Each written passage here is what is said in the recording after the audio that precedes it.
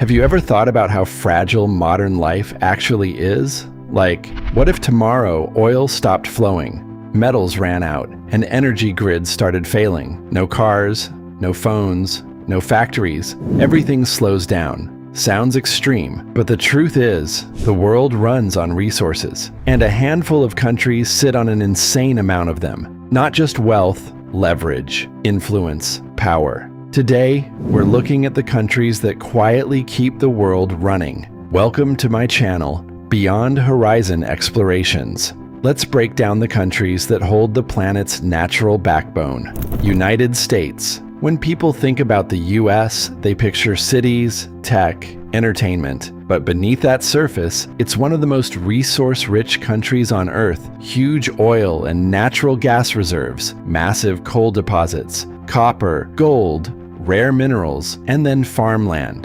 Enormous, productive, reliable. Fresh water systems alone give the US a huge advantage most countries don't have. What makes the US different isn't just resources, it's the ability to extract, process, and use them efficiently. That combination is why so many global industries depend on American supply chains. Russia is massive, and a big part of that land is barely touched. Under frozen ground sits enormous amounts of oil and natural gas, some of the largest reserves on the planet. Then you add coal, metals, timber, diamonds. It keeps going. The climate slows development, but it also preserves resources long-term, which means Russia isn't just rich now, it's positioned for decades. That's why energy markets constantly react to what happens there. China's biggest advantage isn't obvious. It's rare earth minerals, the materials behind modern technology. Smartphones,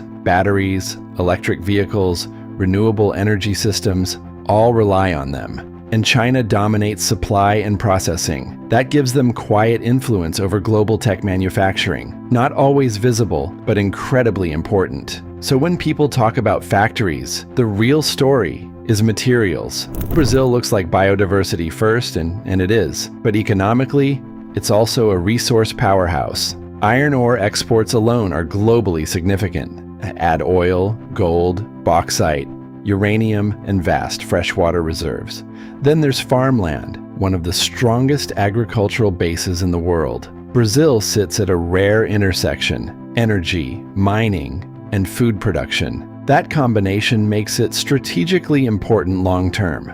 Saudi Arabia is almost synonymous with oil, but what makes it important isn't just volume, it's cost and accessibility. They can produce oil efficiently, which gives them market influence. Decisions made there ripple into fuel prices worldwide. Transportation, manufacturing, logistics, all connected. Energy shapes geopolitics. And Saudi Arabia sits right in the center of that conversation. Australia is one of the most reliable mining countries globally. Iron ore exports are massive. Gold, coal, uranium, all significant. But lithium changed everything. With electric vehicles and battery storage growing fast, lithium demand exploded.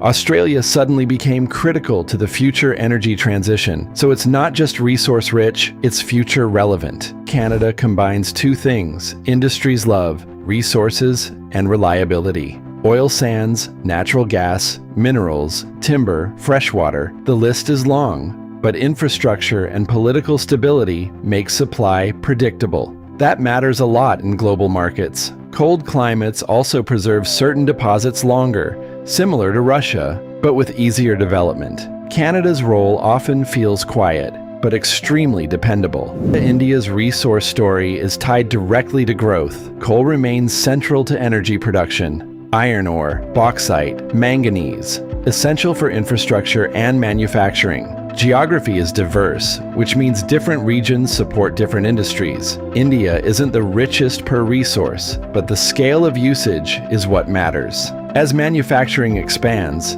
these resources become even more important.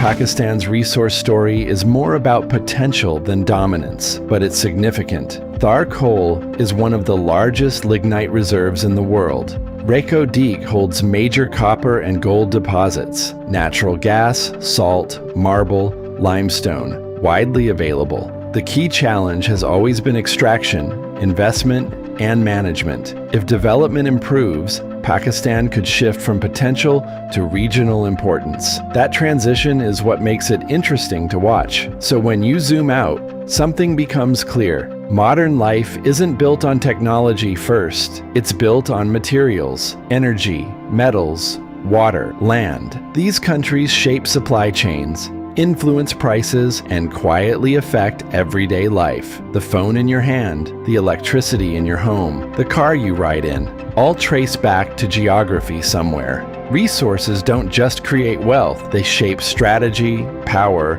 and the future. And the countries sitting on them, they're not just resource rich, they're world defining.